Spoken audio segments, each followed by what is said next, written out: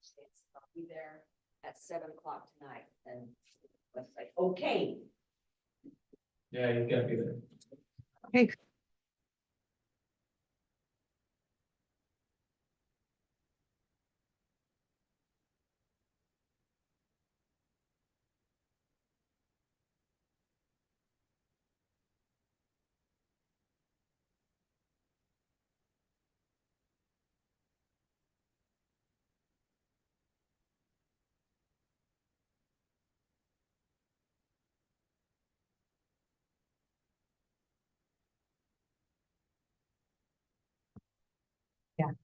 And they said it's because they didn't have it down. Yeah, so I don't know, and he told me exactly what he wanted for the concrete, but And then, it was a. Estimate. Like something from that, okay, we'll help you out. We got David, we got Mark, Ray. and Jay, we still have to wait for the commission. Oh, Gary, no, Ty. What is with that? No. Did you tell him that?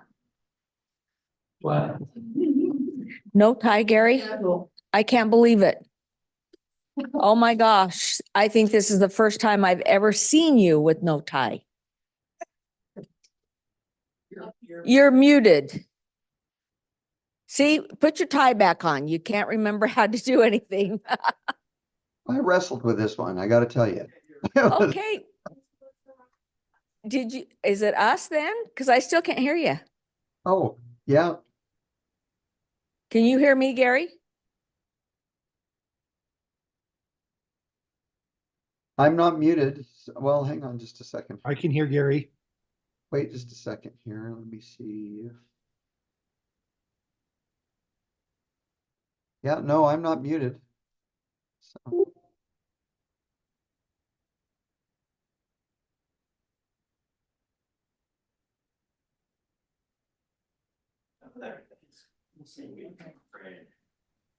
Now can you hear us? I can hear you. But we can't hear him though. We don't hear Gary still. Why can't we hear Gary? Well, it slips out. Yeah. Thank you. You should have learned from that. Can you hear Jason? That's Jason. I can hear Gary. How are you? Jay, can you hear, will you talk for a minute? Yeah, I can hear Gary. Okay. Gary, can you hear me? We're not doing Okay. anything on this. Okay. Gary and I can hear each other, but not you guys. Well, it looks like Jason and Gary can hear each other. That's Yeah. something. I can hear How do we Jason. test it? It's right. Test speaker and microphones. Right. You're testing. Testing. We can hear you. Yep. Can you hear us? I just heard Jake, so. Oh, there you go. Okay. Got it? Can you hear me? All right, There you go. okay, any more? I think I'm done. Thank you. You're good? Thanks, Jason. I appreciate it. I thought maybe they were blocking out the attorney for a few minutes there. What did he Thank you. Gotta turn it up. I didn't hear you, Gary. What'd you say? I said, I appreciate Jason having heard me because I thought for a minute there they were trying to block out the attorney. That's not a Just bad hold on. idea. We will do that in a little bit. All right. Good. Yeah, let's do that.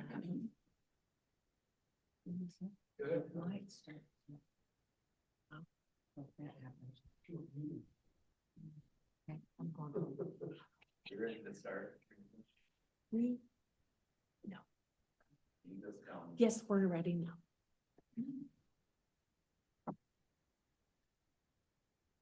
Good evening. Welcome, everyone. Today is Tuesday, April 16th, and it is time for our monthly Planning Commission meeting. We will go ahead and commence. We have a change to our agenda. Just want to make sure everyone's aware of that. Before we jump in, a reminder that this meeting is being live streamed and recorded, so keep that in mind. We're grateful for all the commissioners and the participation. So I don't say that as often, but thank you. I appreciate that you're here. It makes a difference. We do have two sets of minutes to go over. So hopefully by this point, you've had a chance to review those and recommend any edits before we read those into I don't know what the official word is. We finalize those and approve those minutes. So at this point, if anyone would like to propose any edits, let's do that now.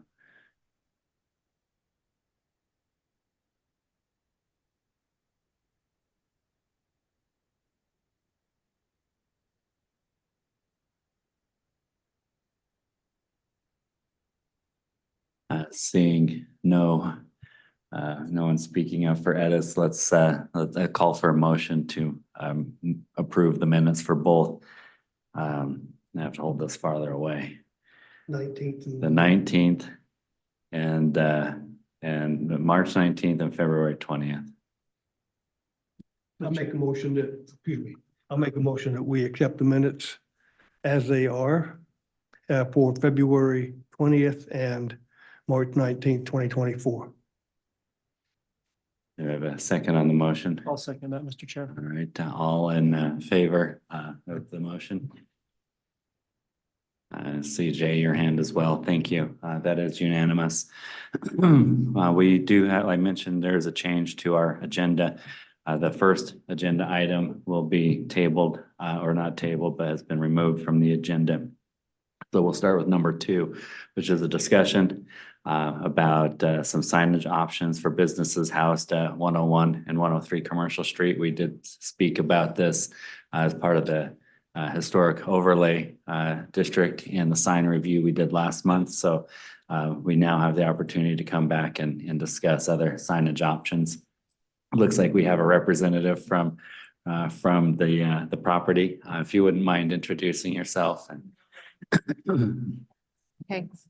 I'm Laurel Orr. I am the property manager for that specific property. Very good, thank you. Mhm. And then Jake, if you wouldn't mind reviewing for us the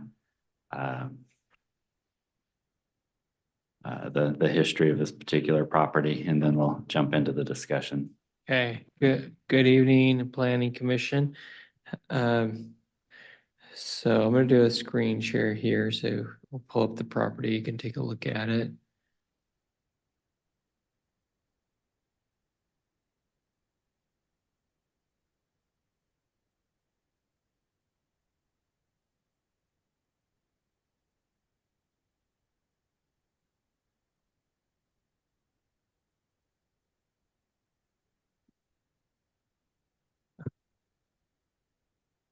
And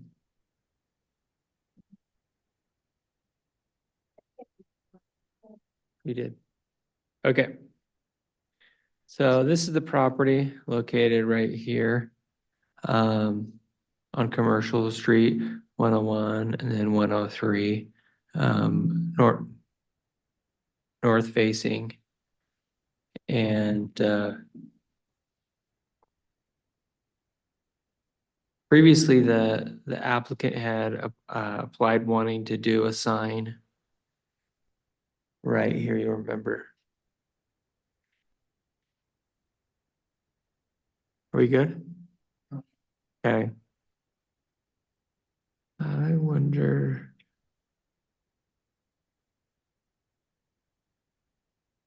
Okay, that should work.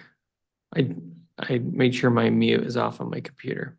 So the applicant had applied wanting to put one here in this location. And the sign requirement is that it has to be 10 or 11 feet up above so that it's visible. That's the purpose of that. And so that did not work. We did approve a blade sign for them, which technically is called a projecting sign, comes out this way, perpendicular. And so that was approved. And then that led to a discussion is, well, how should we consider the sign ordinance and also maybe what could be considered for kind of a multi-tenant kind of sign, a building like this where you might have multiple tenants. How many tenants do you have or could you have potentially? in I should know that in my head, right? We probably have 8, we could have. Well, Okay, well, more than I expected. Yeah, so the question is, what kind of signage could be done to allow? And when you're ready, I have some examples to show you. And there's a lot of cases, you don't have to have a sign up 10 or 11 feet. If it's gonna be a big sign like the box car, the barbecue place, they want that up above, but it's also nice as pedestrian customers to be able to see that. It's good for freeway traffic, but commercial street, other cases. But, smaller signs that are where you have the multiple tenants as well. Doesn't necessarily have to be up higher, but the ordinance right now does require that. And we don't necessarily have an ordinance that kind of hits on a multi-tenant sign. And I imagine that would be great for you, where you don't have to put a new sign up every time. You're just pulling out a plaque or something like that and replacing right, it. so, and I brought examples as well. So Oh, great. we were looking at more of a wayfinding type of a sign, because Okay. a lot of our tenants don't face the street, so they can't put something in the window. And also, even if we did, there's a couple constraints. It would look very cluttered and not good if we tried to give every one of our tenants Sure. a front-facing sign. Secondly, where the brick is on that building, it's a thin brick, and what's behind it, we cannot anchor a sign into it. Oh, it'll just come right off. It will come right out. So there is no opportunity to put a sign up above that break in the facing. So I brought some examples. Should I? Yeah, Should I yeah, pass those out? Okay. that'd be great. The one in the upper left, we actually had a company work up for us a couple of years ago. And then the other two are just examples of wayfinding signs. Now, these are freestanding from a building. We definitely would want our sign to be well mounted on the front of the building.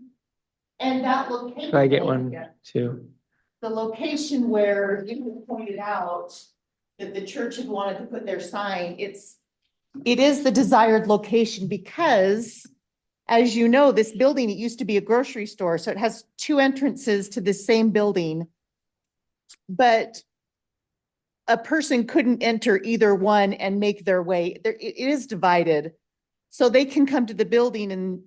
Is this what it Lots of looks like times- now? It still looks like that. Okay. That is a work in progress. So a lot of times they'll enter one door and have to bumble around and find their way, and someone will have to Sure. say, you've got to enter the other door. So we really do want people to know which businesses enter through which door. Oh, okay. So that's a big part of the goal. Okay. Maybe I'll run through some of the pictures. I put some in here, and the Teresa did a bunch too. So here's some blade signs, this is the same business, but multiple signs hanging. You can see that sometimes. Here's a blade sign with multiple businesses right there. This is a smaller example, but multiple businesses as well. This is a little blurry, but okay, this is a cool one that Teresa found. We're not proposing this, we just thought, that's kind of fun. Okay, going back here, this is inside a building, most likely, but something like that could go on the outside. Also, this directory one as well. We could go with natural materials. I really like this one, just those, these could be replaced, the lettering could be replaced on those. I think that's very good looking. It could go on a single piece behind as well. Here's an example right here on the side of the building. So the different businesses, and I imagine these can be replaced. End up with all the different holes and different shapes and those kind of things. I just want to throw in we're not looking at monument signs. Maybe we're gonna update the ordinance. I just wanted we could also double check to make sure we're good on tenant monument signs as well. And so that's why I put this picture in. This is in Salt Lake and Sugar House. Also, another way is just having, if they have a lot of glass, then they could do, signs for different businesses. In this case, it's the same business, but the same idea applies. There's another multi-tenant monument sign in Salt Lake. I like that. Yeah, it's very classy. It was, yeah, it's freestanding there, but it could also be turned and put against the. Right. Right now with it, a sidewalk, there's no way to put a monument or anything out. Right, but if you were to essentially put that on a board and go onto the wall, then that would work. So the same idea, just no poles, just on a flat facing. It doesn't meet the ordinance currently, but so that's where we would want to look at changing it. And how this is different is that these letters are, they're very right here in front of you, very pedestrian friendly, where the 10 feet above that's really meant for the cars or people in the cars farther away. Cause you see that you're seeing over the cars, you're seeing it from the freeway, and you don't want these giant signs right there at the door when you're going in. However, a smaller kind of single sign or multi-tenant sign right there when you're going in could be nice. Go ahead, Ray, then I'll go. Back to Laurel's question a minute ago. We have doors on the east side as well as the north side. And some businesses enter from different doors. Is that what I get? Okay. So as I'm seeing this, I'm just speaking out of turn. I'm visualizing either some blade signs by each of those doors or one of these type signs. I mean, we would necessitate changing the ordinance if you can put one of these on the wall. That kind of right? Yes, that's correct. At least if I can summarize what I'm hearing. Yep. Option would be blade sign by each of the doors or between a couple of doors, or change the ordinance to put something like this on the wall. Yeah. Not be Blade 10 signs foot. are also by ordinance, they have to be quite high. They do. In order for someone to walk underneath them. Yeah, I think they're 10 or 11 feet high, which in some cases is really high. Okay, all right. Uh, See where we're headed. Let's see. You keep showing Okay. us more and more of these, but I think we got the idea. Yeah. Here. Could jump in with Uh, one thought too. Okay. If, the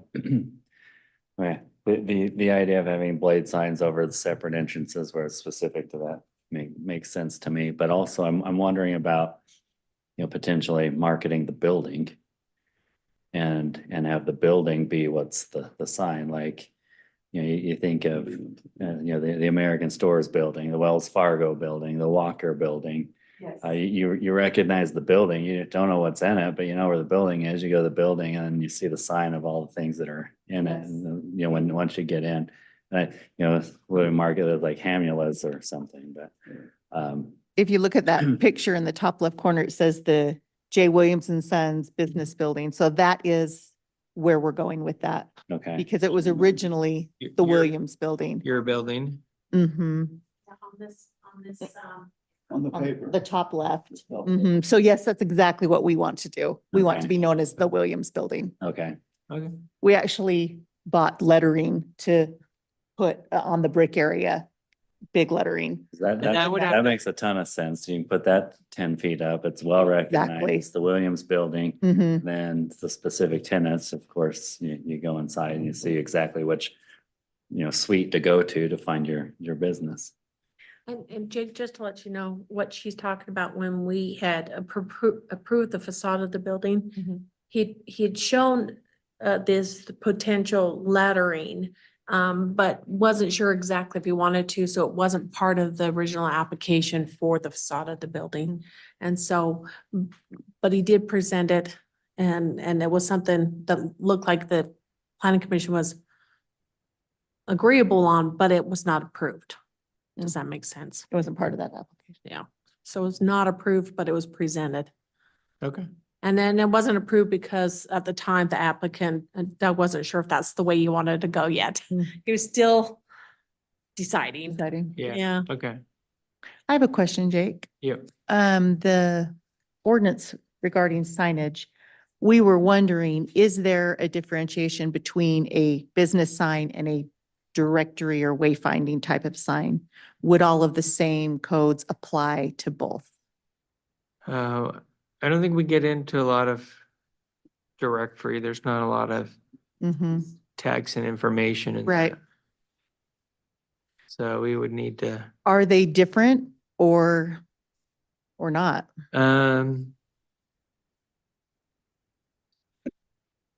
Gary, do you have a response to that question?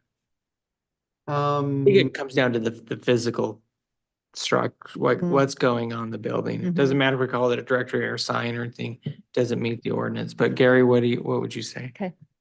I think we call it a directional sign. I'm just not, let me just take a look at the sign regulations. 32. Let me bring those up. I'll answer that in a second for you. That's okay. It's not coming through very good. Oh. My voice, Mm-hmm. can you hear? Better. Is that better? Yes, thanks, Gary. Okay, I'll get closer to the screen. I'll look that up and see if I can find an answer for you real quick here. All right, here's where this is what we have for directory right here. Where several businesses share a building, align several smaller signs or group signs them to a single plane as directory to make them easier to locate. Use similar forms or backgrounds for signs to tie them together visually and make them easier to read. Sign must be simple and placed on the building in a location which does not detract from the overall character of the building. That's what we have. It doesn't say anything about the building height, so I actually think you would be okay to do most of this is my. That favors We have, well. we haven't had a directory sign application Mm-hmm. since I've been working with the city, so that part just kind of popped out as we're looking for it. So Thanks, Jake. What's the reference on that code? it's in the historic overlay.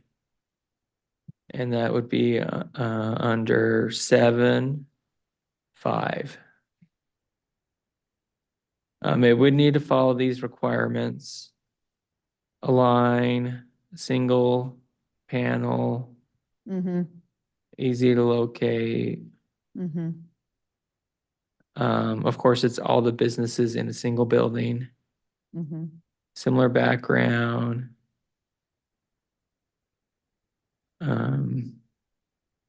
And not detract from the overall character. So that would be up to the interpretation of the planning commission, Okay. which maybe not detract to me means not too big. That it doesn't dominate. And I was going to show, the ordinance also talks about awning signs. These are some in Park City. 2 different businesses having a little awning sign. There's multiple blade signs right here. This is also Park City Main Street. Here is blade signs, like Mm. kind of a ladder design. Also in Park City there.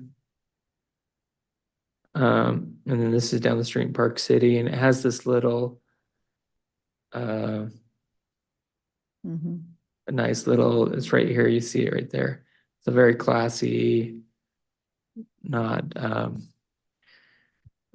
dominating, but that also could work as kind of a directory kind of thing. Mm-hmm. This is a bigger example, but maybe if you zoomed out, it wouldn't look so bad. I have a question. If tenants change, Mhm. then you're gonna have to make this so that it's changeable, like you slide in a spot or something, right? Yep.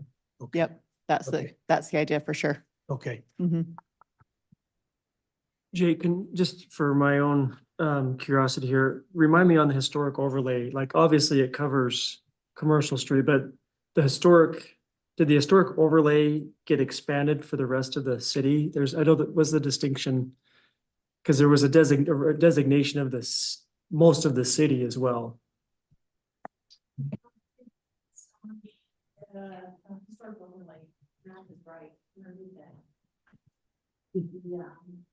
I'll show you. Interactive map.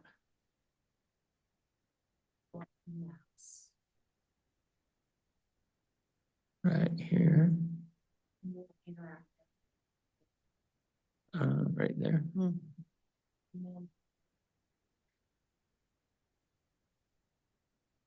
More than commercial street. That's Okay, it comes up, Between 100 and 125. yeah, That's why the tumbling needed to have one. we did that one for that business over there. Well, and so the other reason I'm asking, so there's only so many buildings in Morgan that actually even would require a directory. Theirs is obviously one. But that particular ordinance is in the historic overlay section. So, I mean, obviously this is the most like obvious one. But does that same ordinance apply to the rest of the city? No, It's just that one. no, we do have a sign ordinance for the rest of the city. That's geared more towards like monument signs, building signs, electronic signs. So there are some signs that you can do outside of the commercial overlay. And this gets in a little bit more of the details of the blade signs and colors and design. But if Justin's, what Justin, look at that, we could incorporate this language and make the change, the sign ordinance for multiple businesses. So in the past, we have not had multiple businesses in the same building. So as we get more of those, we may want to look at our general sign ordinance, incorporate this verbiage in it. Multiple business lot sign where, Morgan Valley Plaza is a multiple sign. On State Street. It's just those signs, normally a sign outside the historic area does not need a planning commission design review.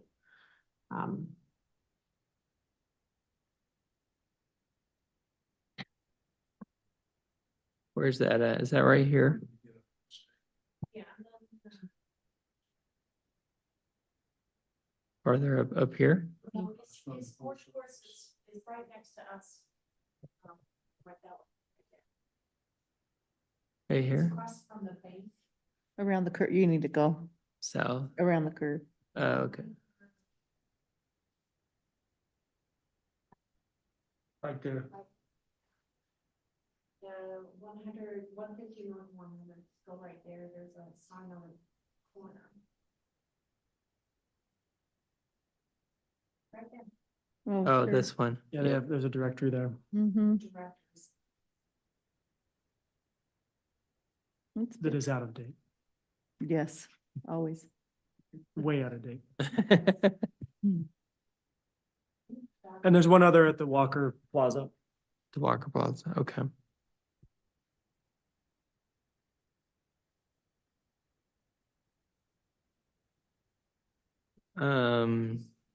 So I guess the question for the planning commission is, are you okay with this language on a directory sign?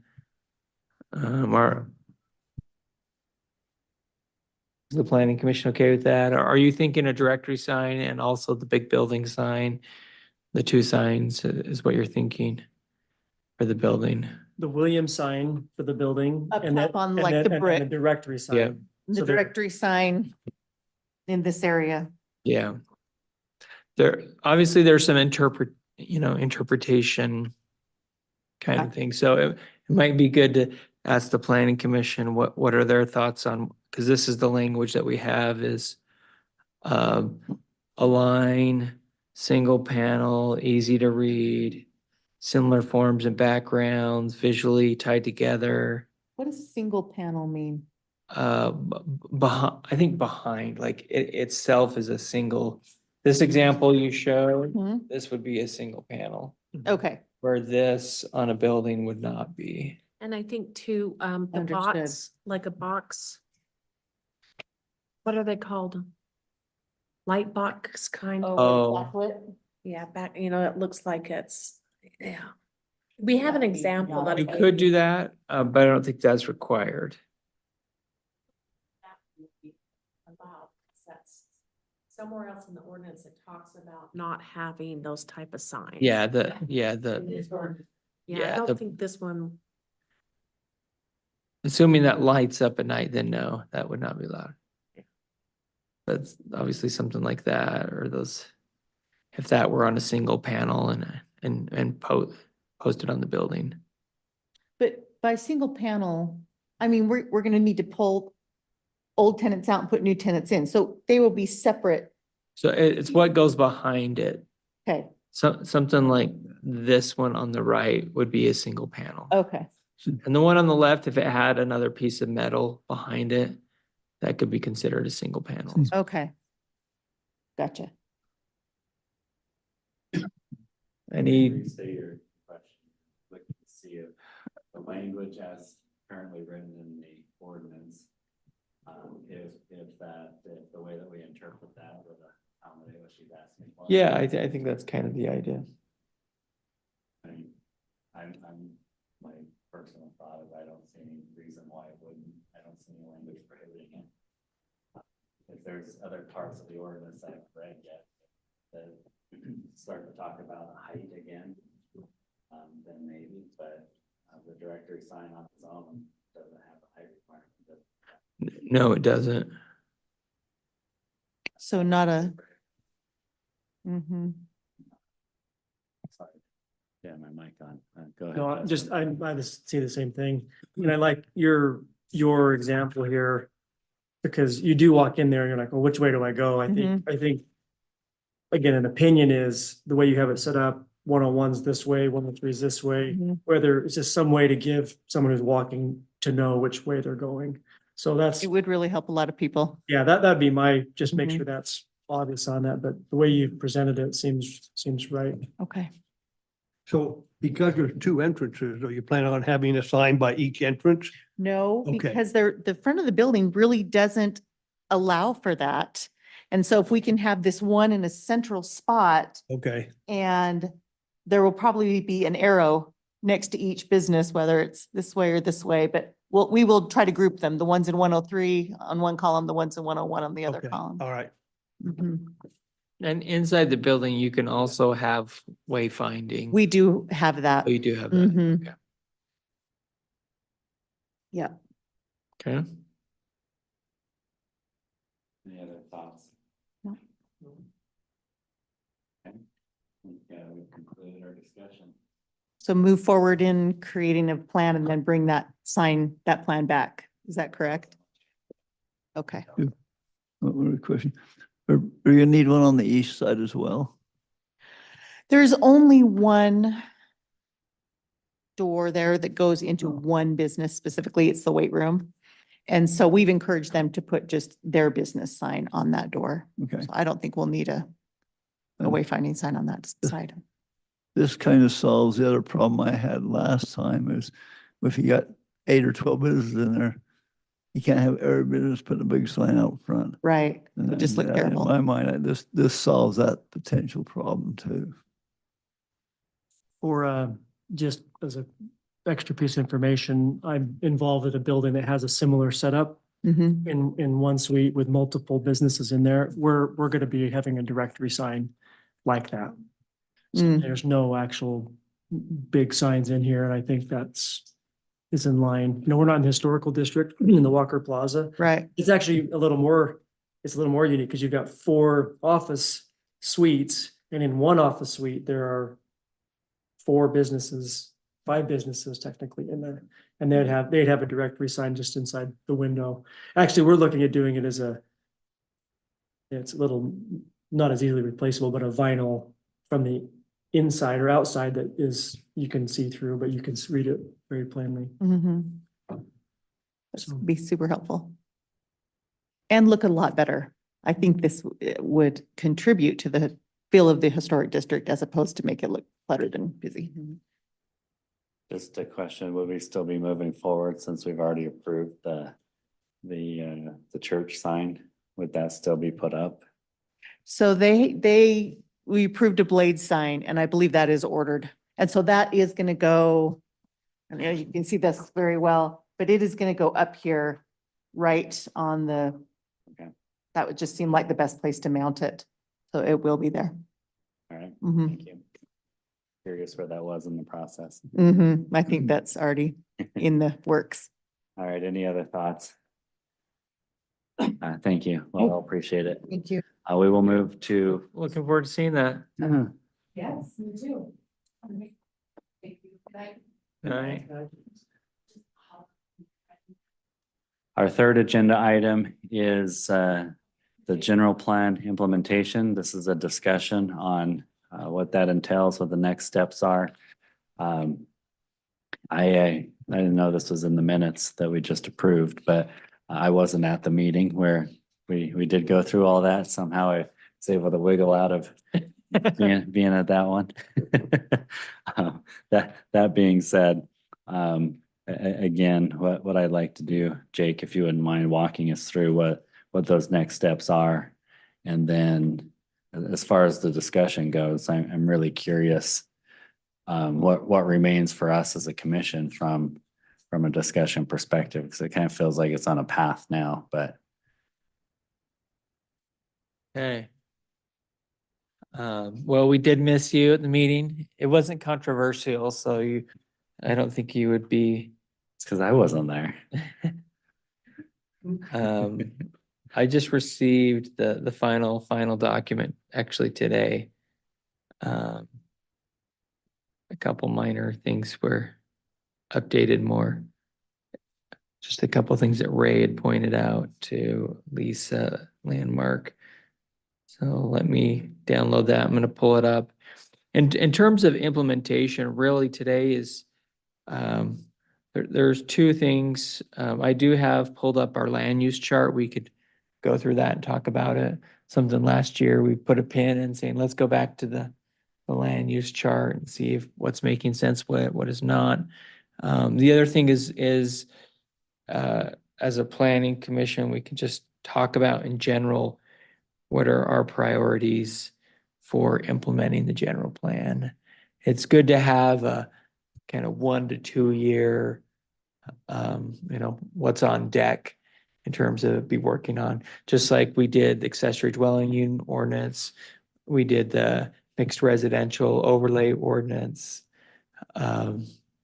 Also, we're working on the parks and trails master plan, downtown master plan. That's in the works already. What are other items from the general plan that you would like to prioritize and move to the top? I have thought about one thing is I've thought about updating the landscape ordinance, just not including the residential part.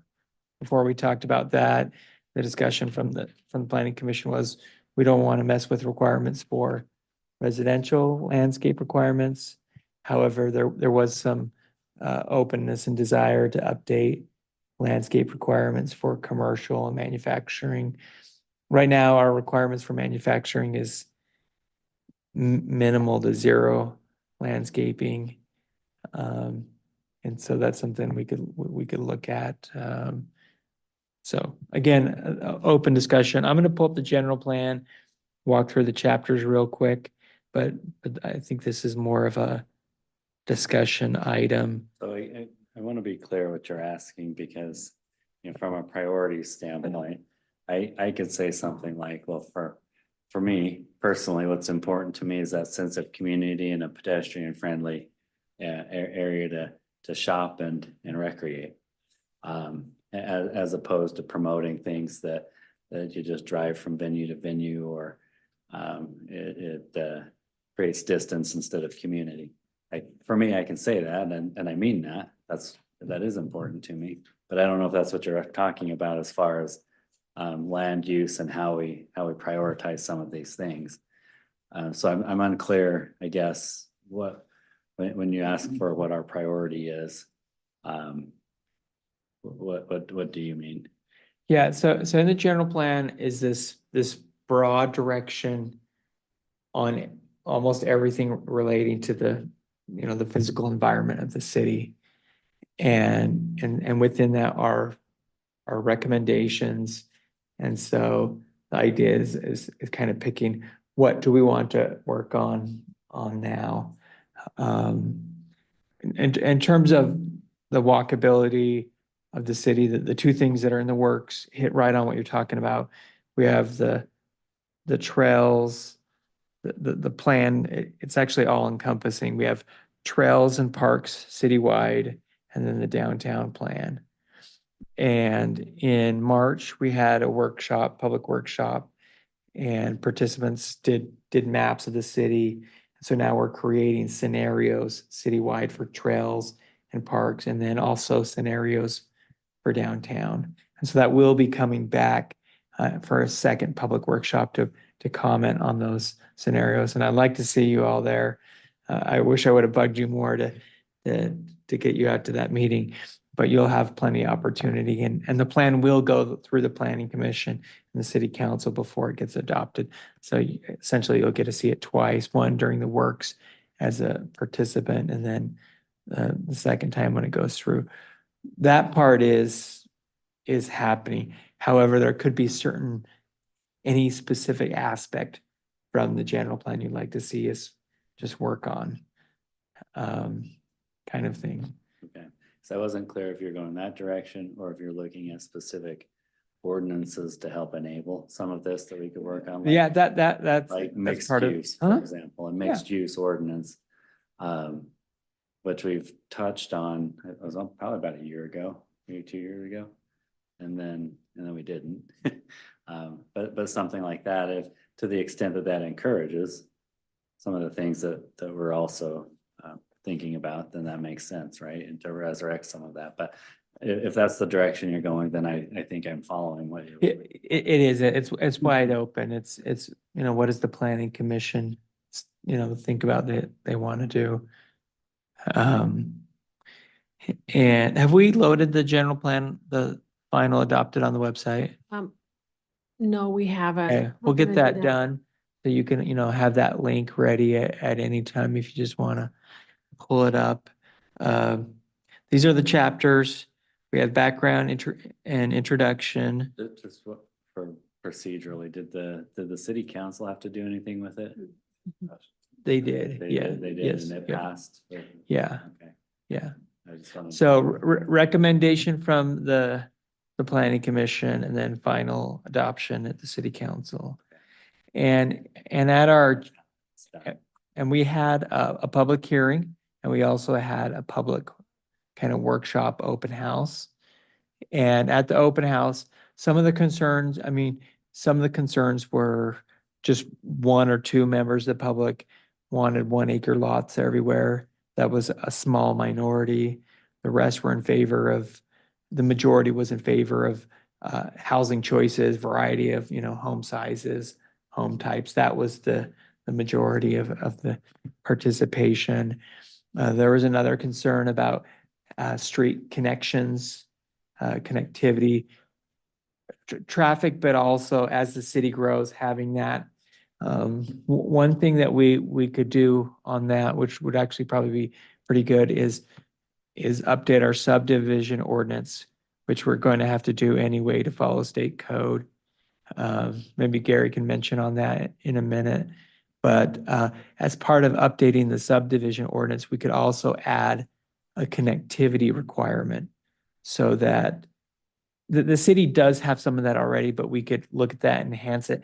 So that way, anytime you're building new subdivisions or new land, new improvements, you're always, requiring some street connections and things like that. So as the city grows, we maintain that connectivity. In parts of the city, you have really good, blocks, you have really good connectivity. Other parts, we have these really long cul-de-sacs. Island Road is, of course, the worst case scenario, I think, of the whole city, that once you're way back in there, it's so hard to get anywhere. We do have the physical constraint of the freeway, the railroad, and the river. And so that'll, of course, require bridges and capital improvements. And that's a different situation, but that is an example there. General plan out there, we did receive the link today, but Denise wasn't able to put that on. One of the things, if you don't mind, Chair, is for example, for staff, we have a new general plan with new proposed land use, and yet our zoning designations don't meet that. So if somebody's coming in to do a rezone, we always want to review the general plan first, say, hey, this is what the future plan is. And it's disconnected because we changed, I think we changed all of our a lot of them. Yeah, yes and no. The yes part is we did move some things around and change things. The other part is some of the categories are, like medium density residential. That's a bigger umbrella with multiple zones under it. So that might be something for us to study and talk a little bit about, is what does the LDR, the low density residential, the MDR, what are the, we have these big umbrellas, and What are then, the zones that go and in what there? are the zones that fall into those Yeah. umbrellas? Obvious mismatches. We've now got this new updated general plan with the future in mind, but we could have a legally permitted use because it's zoned a certain way, and it comes in and it throws off what we wanted with the general plan. Do we have anything that's grossly mismatched where someone could come in today with a project that would throw us off because it's a legal existing use? Here's the land use right here. The biggest one in my mind is the master plan community. However, the idea behind the master plan community is that that's landowner driven. That they'll make that decision when they're ready. The city doesn't need to drive that. However, the city should be prepared in terms of having an ordinance on the books for when someone says, I want the master plan community. That's also part of the current work we're doing with the grant, is the master plan community ordinance. That's at the tail end. The trails plan, the downtown plan, and the downtown ordinance are coming first. I think this is definitely something to study and see if there, that's a really good question, what you're asking there. Let's see, that's actually a lot better. Let me go to the land use chart or map. We can kind of zoom in. It'd be almost like overlaying our existing zoning map on top of the So like general plan. So does the downtown mixed use allow for multifamily housing? So the general plan recommends that, but the ordinance doesn't. Okay, so because that- for that- example, there's a big parcel there, well, next to the Ryan Nye, that is a multifamily zoning now, and by right, the owner can do it's an RM15. Right. One particular, so that's an example. They can do the RM there. Also, we could go back and look at the light industrial tech and see if that's matching the vision. Is it in a way, almost everything's not matching up because we have this brand new vision And we're operating off of ordinances that are anywhere from 6 months to decades and decades old. So certainly there's a lot of cases that the river oriented commercial, entirely brand new. You know, that's a new idea, new concepts in the general plan. We don't have anything on the books. If someone owned that property and said, "I love the idea of the river oriented, and I would like to do that, what could I do?" And that is something that actually was talked about in one of the workshops. We have this amazing asset of the Weber River, and yet there's nowhere to sit by and enjoy it. Boise has some good places like that. I don't know if you've ever eaten at the Elements restaurant in Logan. It has a nice, beautiful back patio. It's right next to the Logan River. In the summertime, it's just amazing. You're just sitting right next to the river, eating a quiet, and it's right next to the highway, yet the building blocks. Dentist, it's a great view of the river. There you go. That's where I spent all my days. On the other side, though, that, there's plenty of opportunity on the other side of. Does the dentist have the building now, or he wants to build it? No, next to you? it's there, and I wasn't joking. Okay. Yeah, Oh, by the high you sit in school. the chair and That's you beautiful. watch the You look out river. the It's big beautiful. Oh, that's cool. Cause maybe it's a different dentist. Oh, okay, cause I remember when he wanted to build at that location. So again, what does this river-oriented commercial actually mean? And general plans are always the high level, and then that ordinance is the specific level. And so I think the discussion is, what are some of the priorities of the planning commission as we start to unpack? And a good procedure, I think, is how we've done the last year or so, is essentially you have applications you have to respond to. Sometimes they take precedent, but then you always have some ordinances and updates and things that are just moving along. That way we're always planning and looking ahead. And then an evening like tonight, we would actually maybe spend more time on the ordinance because we don't have a heavy load with applications. Does the city have resources that are independent? Kind of like what you do with the economic development stuff, where rather than just waiting for a developer to come in and propose a project, we are courting potential developers to invest in the city. Do we do any of that kind of stuff? I think we should And- ask the and mayor so on that, because I think he does most of that.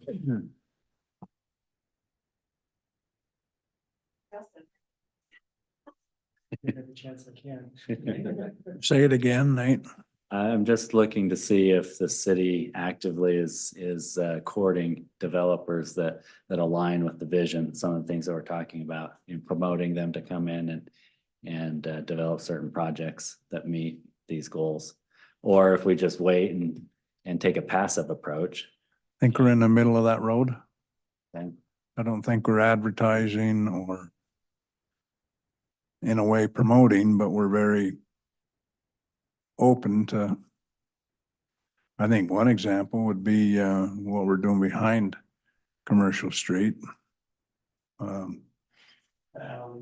The alley, that's aggressive city. And then that developed will probably bring business in behind there. But no, we aren't out recruiting or. Well, I didn't even know if it had to be legally, if there was an arm's length kind of thing that had to happen where the city can't be involved in being also a developer. I don't know, I'm not a politician, but if somebody asks me something in that mode, then I usually have Teresa scold me. But A lot bigger cities have, whole departments for that economic development, and they do recruit. They are out talking, and there are cities that are very proactive, and there's other cities that say, no, that's the private market's decision. We'll wait till they come and they get half as much business because, you know, business owners and developers, they're like anybody, they want to go where they're wanted and where there's opportunity. Um, but that's something that we could certainly talk about. That the planning commission can make a recommendation and city council and Ty could talk to them. I could talk to them or work with the county tourism as well. I know there's joint ventures there between the county and the city as well. I've thought about actually asking I don't know if it's multiple companies that do the tubing rafting or not, but I've been wanting to ask them about their business because it seems like a lot of people do that. And could that actually end in the city instead of before the city? Could you have a pullout in the city and then send them right over to Commercial Street to buy ice cream and that kind of thing? Would that actually be a good thing? Might need parking because the shuttling would start in the city, but I don't know. Well, Use that. Well, it's very much, you know, a part of the discussions on at the county level and the tourism level. Problem is all the diversion dams along the way, right? Yeah. Fun to go over. I mean, I know the chair went over them, probably no life jacket back in the day. I've been over them. But they, you know, that is would be a huge benefit for the city to have the park be an ending point for that.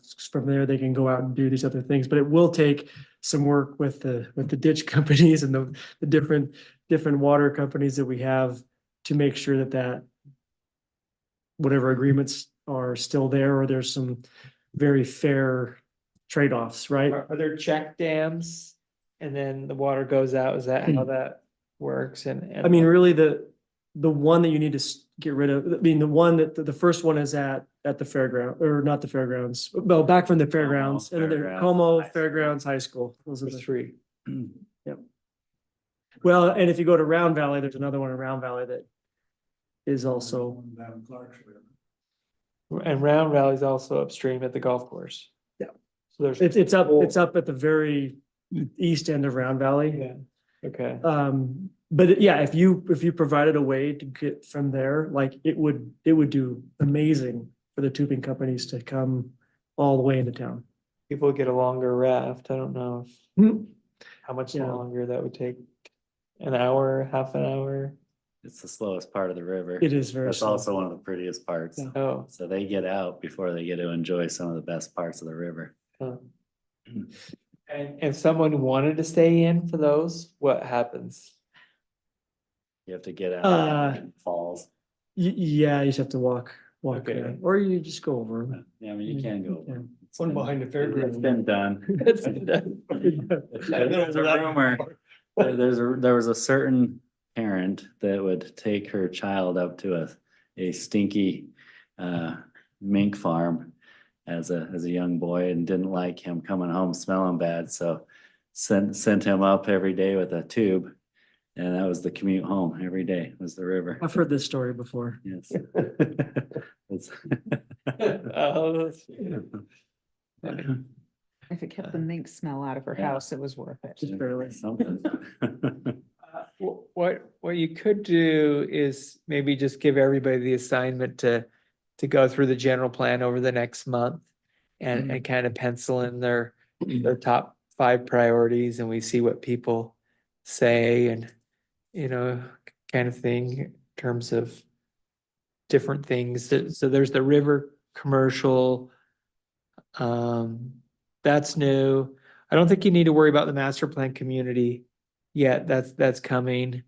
The downtown mixed use is also coming.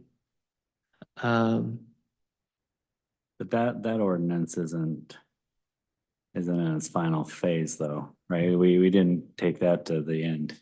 No, there's a lot. It's essentially, what we're doing with this project is first a downtown vision, which will be compatible with the general plan, and then a new downtown ordinance for the city that would replace the historic commercial overlay.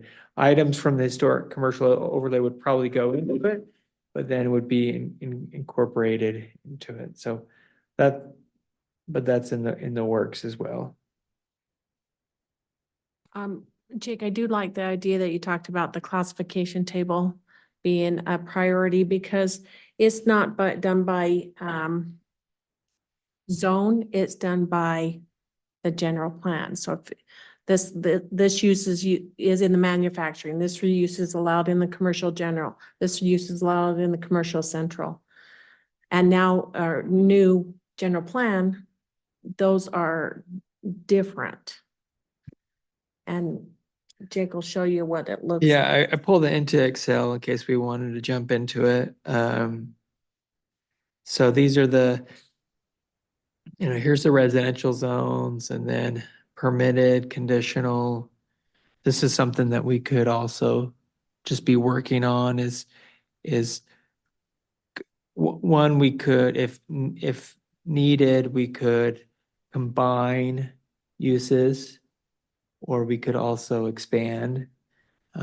Sometimes you have uses that are, so similar. It's like, well, let's just combine those so we can simplify.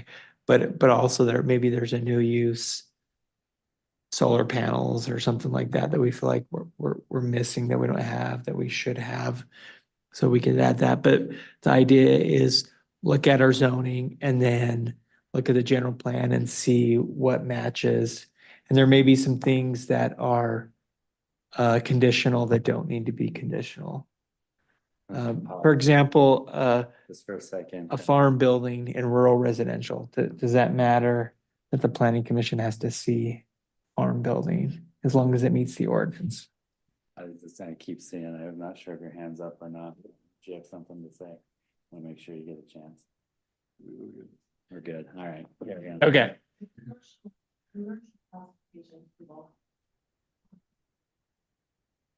Definitely has someone who wants. Yeah. Did I pass it or is it still down for? Oh, there it is. Okay, so there's our 4 zones. One thing I would like to do, I don't know why we call it general commercial, but in the text, it's always CG. Do we know any history on that?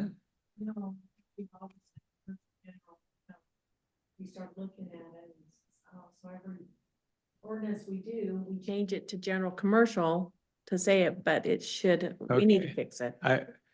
Yeah, it is a little confusing for myself and others Because The two- everything's the- commercial central, commercial highway. Manufacturing district, and then we have commercial, CG is general commercial. Yeah, but we always do it CG. So again, the idea here, accessory dwelling units, I mean, the idea is to go through, is there a reason why a community center is conditional in the historic, That's commercial highway. commercial highway? If someone wanted to build a community center, I mean, is there anything wrong with that in those two zones? Just an example. So this might be a good place as well to take a look at the general plan, take a look at our land use chart and go through that again. It's a good practice to update that every 5 or so years. Go ahead, Justin.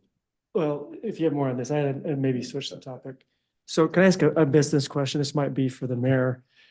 So I like to look at things and say, well, what do we like to have, but then what is actually possible? So for example, we might say we want more parks, more river development, more trails, but there are $0 available for it.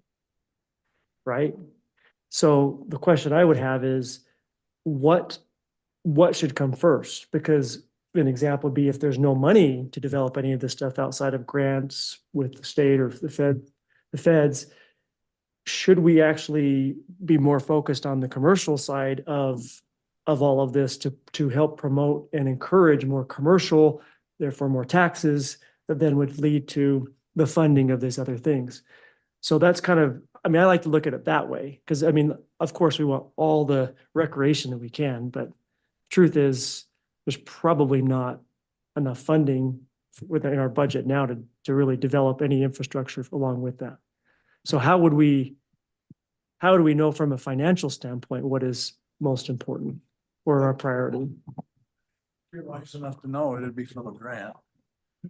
Unless you had somebody that wanted to donate or put their name on the building or something like that, and throw up a big wad of money for it. But, definitely, I don't think anybody wants to raise a tax or have a, the recreation tax to pay for this recplex or whatever. So, yeah, but I'm also seeing by the meetings I'm going to, especially with Wasatch Front Regional Council, is it's 45 million a year that the state gives for trails. They call it active transportation, which means that if you say you lived in North Salt Lake, that there would be a way that you could ride your bike to work in Salt Lake. And it's 45 million a year, first year, ended up with 90 million. And there's several projects that have been funded by it. And so we're in the mix on that kind of thing. And the river is a hot spot both in the city and the county. But yeah, it'd be grants at this point.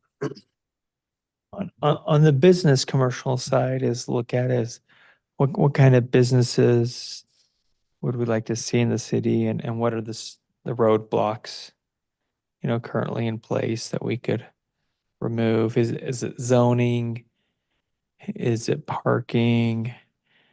Is it just, can we remove some of those and then recruit them? And to come that's in? what I'm talking about. We want to incentivize or encourage the easy path to what we want to see happen, right? Yeah. And if it's, Well, one thing with Commercial Street and downtown is a good downtown will actually have a lot of residents to live in the downtown. They spend more money in downtown than somebody who drives in. And yet our ordinances aren't too good about allowing a lot of residential in the downtown in the Commercial Street area. So that's an example. But the other cases may be parking. Do we require too much parking or we don't have a parking strategy? With the alley, that the city is acquiring the land and then going to build the alley. The purpose is to have shared parking. So if you're going to go build on Commercial Street or remodel or add on, then both the Commercial Street parking and the alley parking has you covered. And then you tell the businesses they have to share. So the city takes over that role. Well, it'll be city property. And so there won't be the Hatfields and McCoys on both ends. We'll all blend together. And they're all excited. The one caveat to that might be if it's a residential unit, then they still would need their own parking so that resident has a dedicated stall. So if you live somewhere, a condo, apartment downtown, then you know that you'll be able to pull in and have a spot. That may be the only, but in terms of day use, anybody shopping or working in Commercial Street, there's plenty of city parking both on the Commercial Street or the alley. You might have to walk a block or two if it's busy, but it's there. I was just gonna come back to the mixed use thing, because you talked about living and spending in the downtown area. And I've long been a fan of the concept of you've got ground level, retail, commercial, office, whatever it is, and then above that are condo units and living spaces on the second, third, and whatever. And I'm not entirely clear. As I understand it, that's what we were starting to work on, but we never got there, right? I mean, I this is not a legal use currently in the city to do something like that, correct? It is in the historic district, but only there. Only in the historic district, okay. And it's kind of by a stretch. There's just a couple sentences that says the planning commission may allow, something like that. So there, Okay. I just was clarifying. and that's something that we could do right away is because the new code for the downtown area is still quite a bit ways out. However, going in and just looking at the language for the historic commercial overlay and updating that to make it easy, that's something we could do, or even look at the zone where State Street is. But other And- than and the allow that. ballast, could they even do that on Commercial Street without compromising the historical integrity of the buildings? No. You mean, could they? I mean, they'd lose their historical designation if somebody built condos on top of them Why is that? because they're no longer original. I'm just saying the space isn't there. So you would have to significantly modify the building. So I don't know. I'm for the concept. I just don't know that that's the most appropriate place for it. I love the idea, but you'd have to completely rebuild the buildings to do it. And they could be built to match kind of that historic. They could match it, our but they architecture. wouldn't be historic. And that, Right. that would be okay if that's the decision we wanted to make, but we would lose our historic Yeah. designation. Well, and a question for the city is at what point do you want to not grow where? What's the I trade-off? think we you've wanna done make? most of the low hanging fruit. I hear that there used to be vacancy on Commercial Street. I don't think there is now, maybe just a tiny bit. It's busier than it's ever been. But if it's gonna keep growing and become kind of Morgan's downtown, Morgan's 4,500, when it's a city of 10,000, you're gonna want a very robust downtown. You're in the driver's seat. Heber City and Wasatch County, a lot of the commercial dollars flow through Heber City.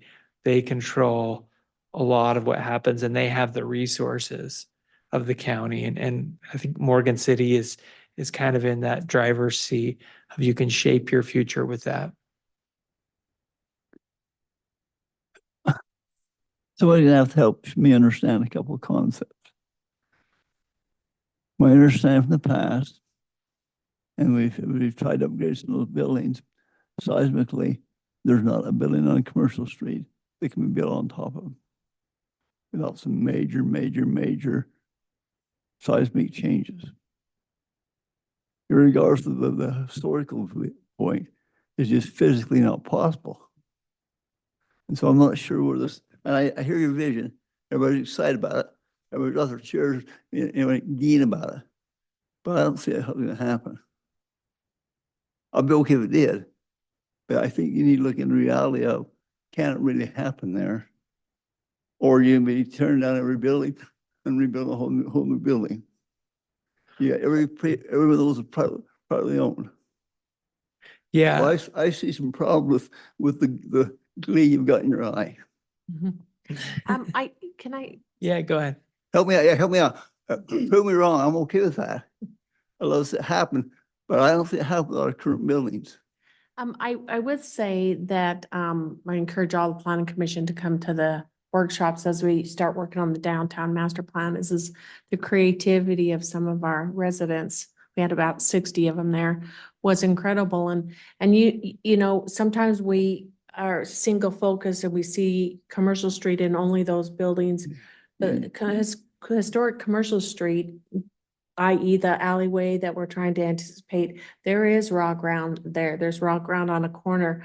There's anticipating, one of the drawings, if you go right across from 7-Eleven, you know, somebody had put in there, how come we don't do a mixed use right there? And then have a way for, you know, residents to come across, you know, and do a mixed use where housing is above and things like that. You know, that's something where, yeah, it's going to be taking the place of some residential, but some some pretty incredible ideas. I think that we've got to really make sure not to think that the only thing that's there is the old buildings that are already there and nothing else can happen. There is some space some other places. Also, though, there are some of those buildings that probably, we'd never want to tear a building down, but some of them pretty bad. Some of them may look a lot nicer than they are, I guess. Yeah, as Teresa mentioned, so we have, obviously there's this lot, Matthews owns. And then there's, the ground back here. So the alley's not gonna take up all the ground behind there. We've actually designed it out that there's room for buildings back here and they could be mixed use buildings.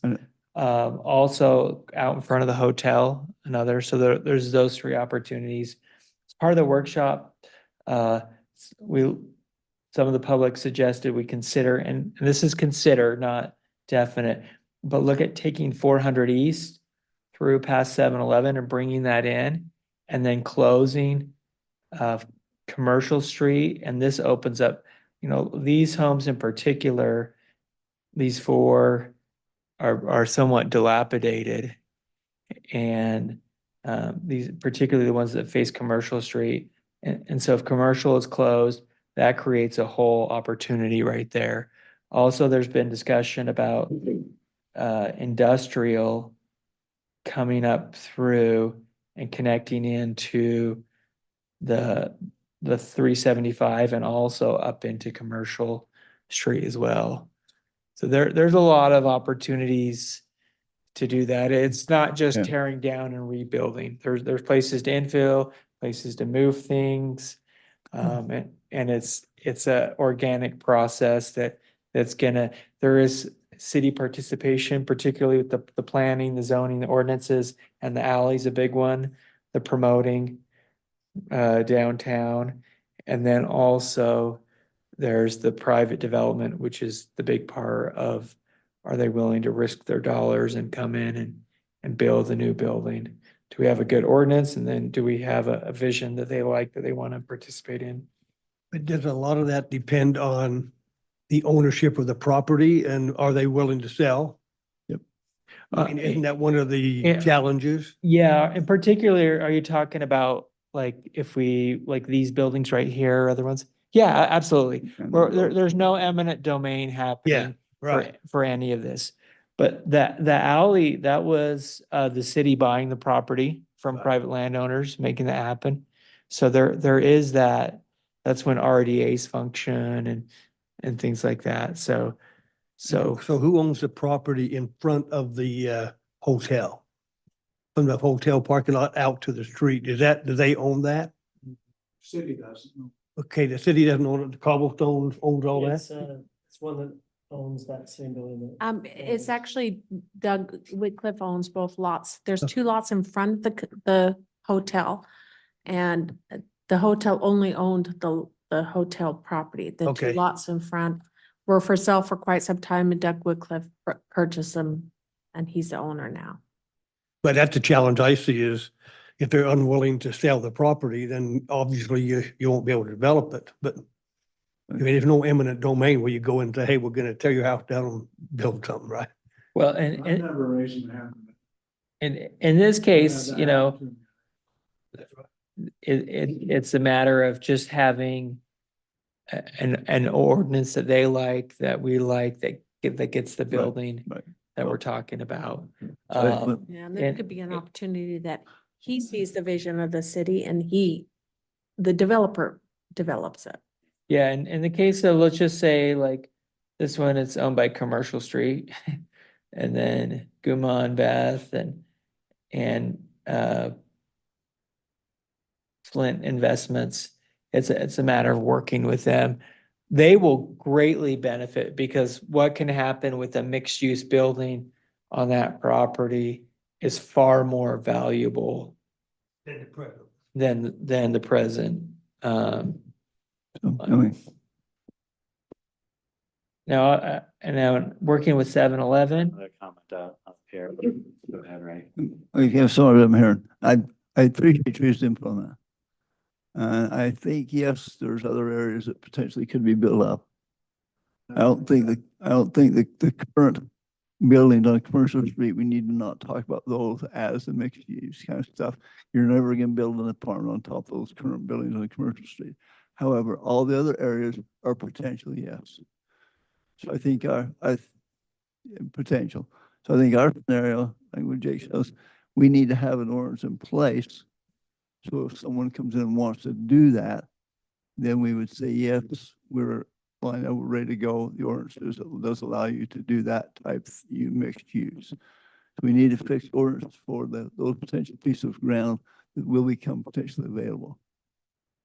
I don't think in our mind, Commercial Street is not going to be part of that. The current buildings that are vacant areas, yes. If someone who wanted a commercial building, an existing building on a commercial street, are you gonna say you can't tear it down? I'm not going to say that. Decisively, they'd have to start down or rebuild. Sure, There's no way you can take any of them, because we've been through it with Mark before. sure. And we've tried some of them decisively. There's no way you can build on top of any of those existing buildings. Yeah. And what we can do with Commercial Street is there can be specific requirements that for new buildings or remodel, or if there is the case of a tear down or rebuild, that it meets a historic character. Is it brick? Is it colors? Is it certain things? Right now, the ordinance is very ambiguous. Well, and I think that's something we'd want to consider too, because I understand wanting to maintain the character, but there's no point in making things look old that aren't old. They don't have to look fake. And sometimes the juxtaposition between historic and modern is actually a good thing. So that would be something that we might want to consider. Okay, fair enough. You could, Fifth Street, Rhonda did a big base project on a lot of the buildings. Yeah. New buildings, remodeled buildings, and made them, so they sort of fit, but they aren't totally the history look or the.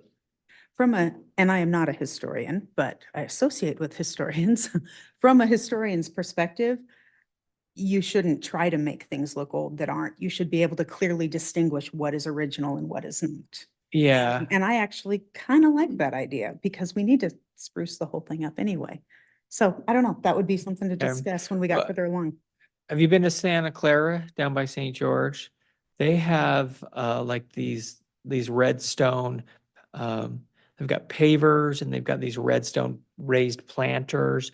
So what I'm saying is there are other things besides buildings the city could consider how to tie all of Commercial Street together. Especially if we could make it one long pedestrian, lane. We could put a trail on the north side or a walk or something on the north side. Is that city there's- land or railroad land? It's railroad, but the railroad has had discussions that they would, buildings, no. However, pedestrian movement, use of as an open space, the city maintains the property. There's the museums coming with the train station. Mhm. And then also we've done some designs for like a caboose park there with the caboose. Is that actually are we gonna go forward with that? Because we saw the designs a while Oh. ago, but yeah, I thought we hit a roadblock. That makes sense. It is an interesting idea. I love the creativity. I think this is exactly the kind of thing that can help, as you mentioned, create the future. I know this isn't what you're trying to say, but I wonder if our commercial historic overlay district is hampering our commercial progress to some extent. I'm not saying we throw out history and tear it all down. But I like this juxtaposition concept. And that wouldn't count against the historical buildings that are already there. Because it feels like, maybe that's why Commercial Street struggle. I'm one reason, the bridge is helping a lot, I'm sure, with the traffic going by, but I've wondered if we've artificially hampered ourselves just because we put this ordinance in place to protect the look and feel. And so we force businesses down a different path. It's just a thought, but interesting. I can just say from a little bit of interaction with building owners and a building that's in that area, it does. I had the State Historical Society there, they're like, well, you have to do this, this, and this. I was like, okay. They're like, why?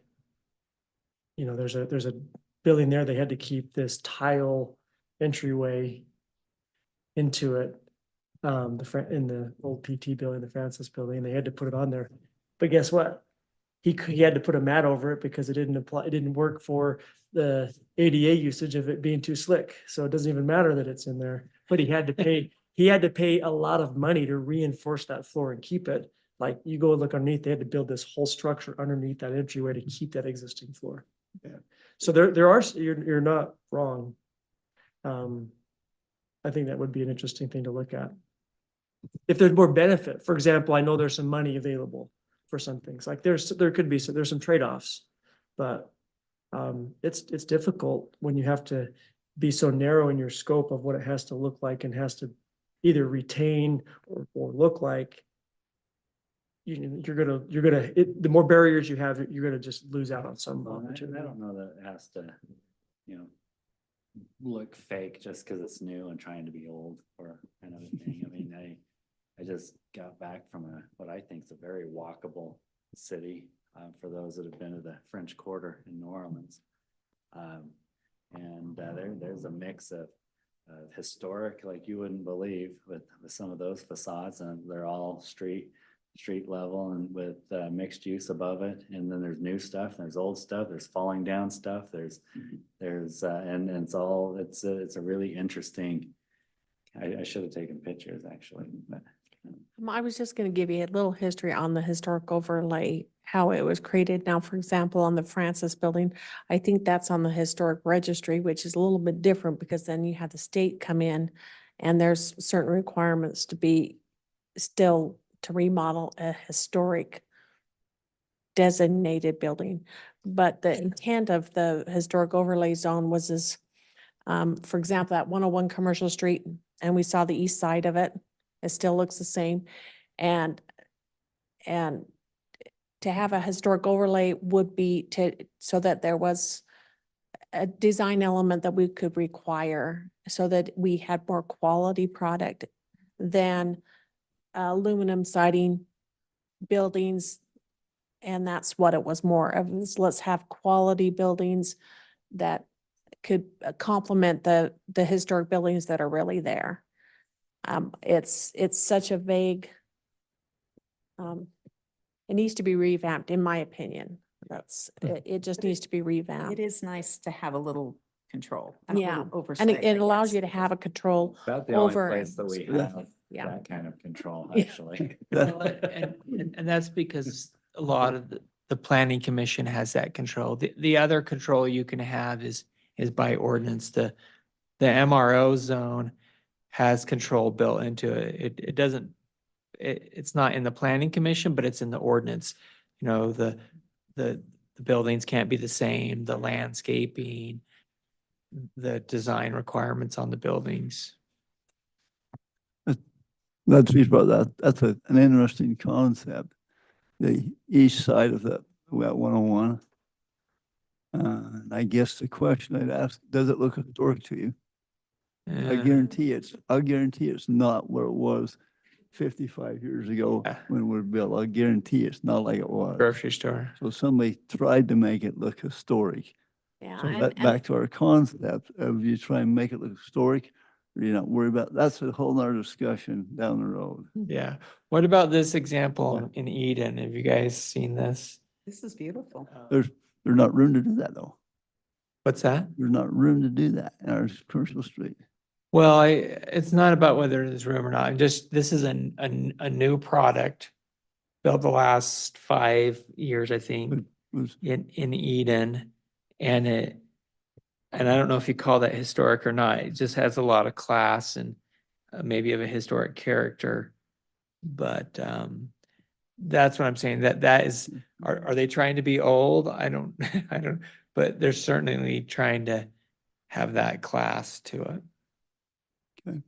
It's right across the street from, there's Carlos and Harley's down there. Oh, and in it the looks like park. it is actually attached to Is that the old blacksmith shop or, Oh, this one. yeah, maybe, yeah, yeah. There we go. No, I like that because it doesn't, it complements it, but it's clearly distinctive also. Yeah, it's got over the windows. But all of the black is certainly not a. Yeah, Storage. physical therapy. I mean, obviously that's not. I don't know. This photo's from 21, so. Great place for family photos. So, course of direction. I guess my thought would be, obviously continue with the projects you mentioned the city's currently doing.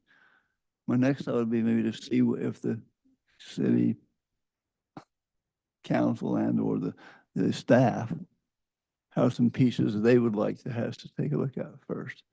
They got a hands-on daily activity, what's going on, more so than we do.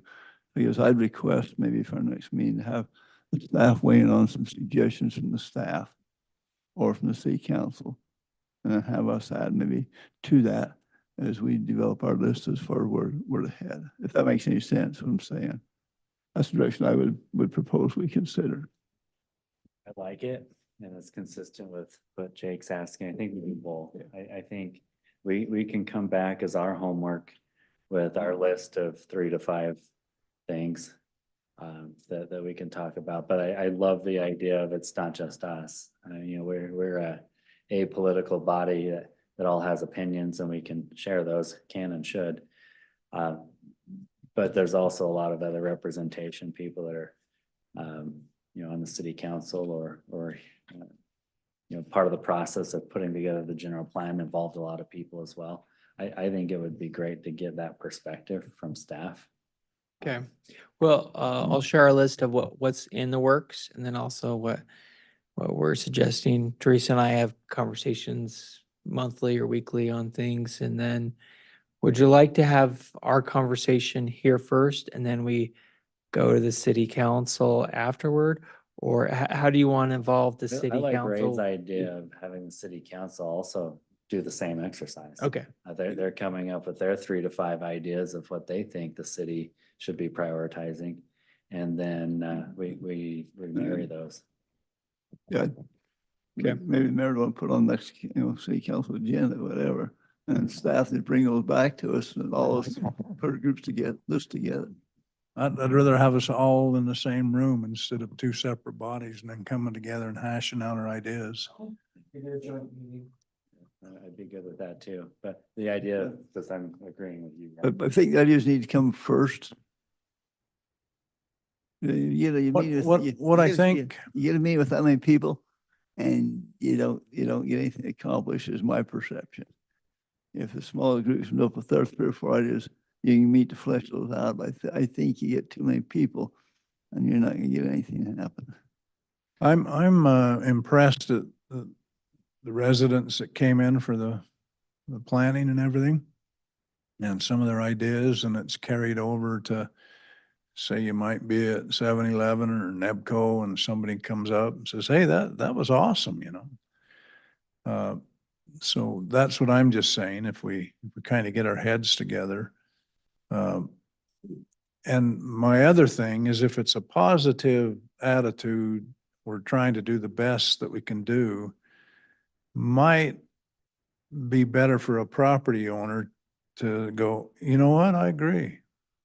Instead of like we're trying to take it from them. But if we come up with good ideas and good solutions to some of the problems, then that might make a more friendly environment.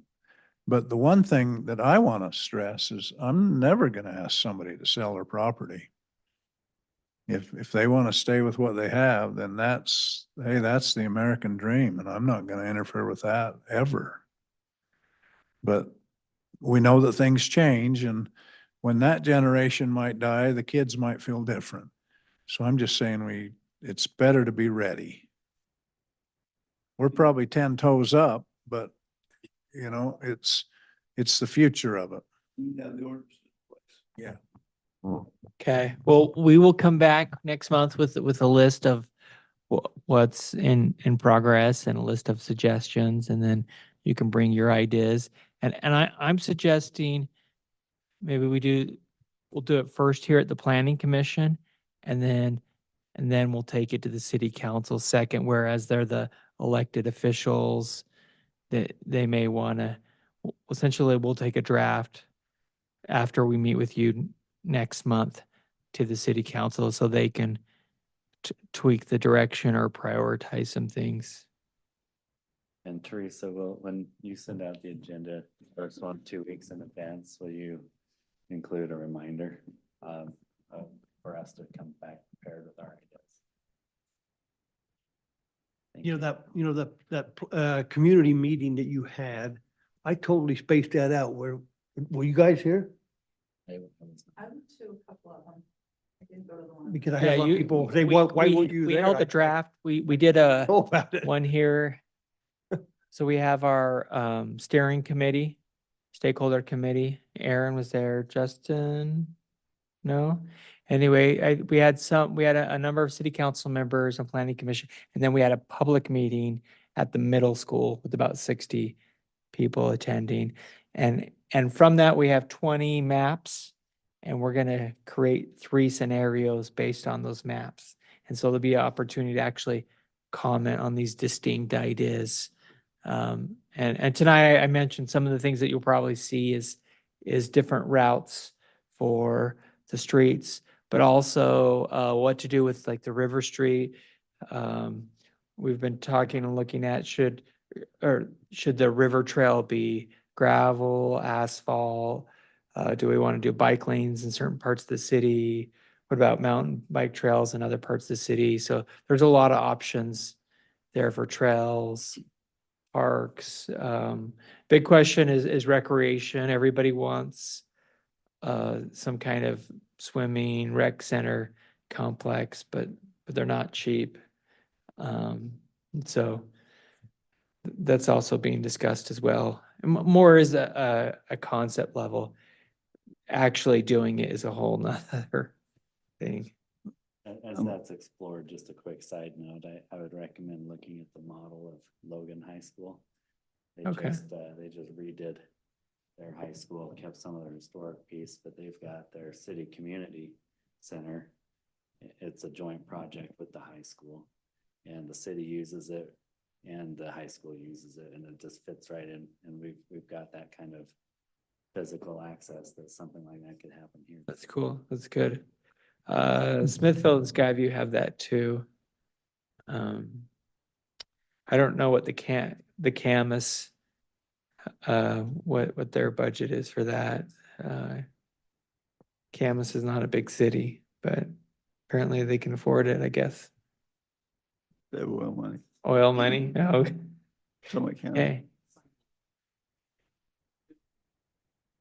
That's true. Quick question. You mentioned this recreation center.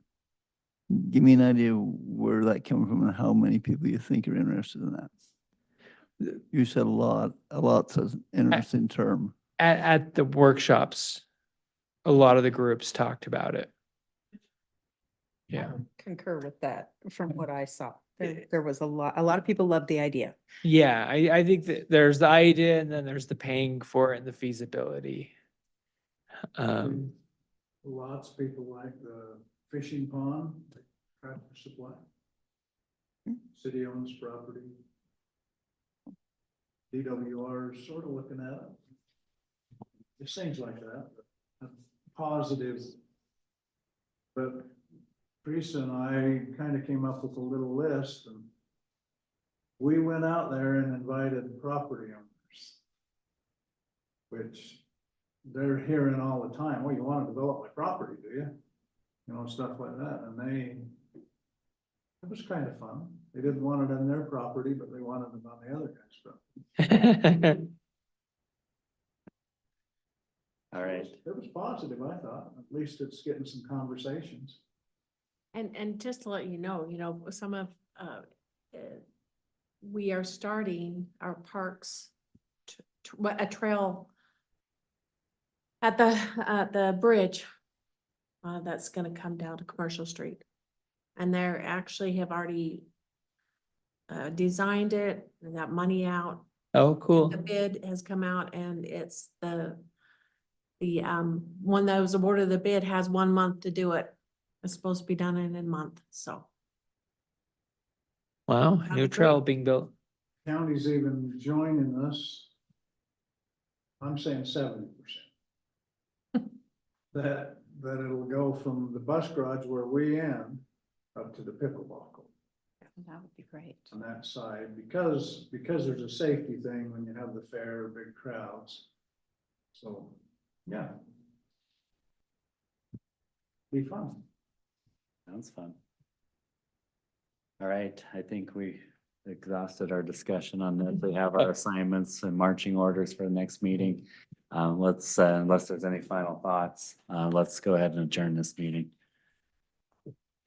Thank you. Thanks, Gary. Thanks, Gary. Let's see, I gotta close everything out. Okay.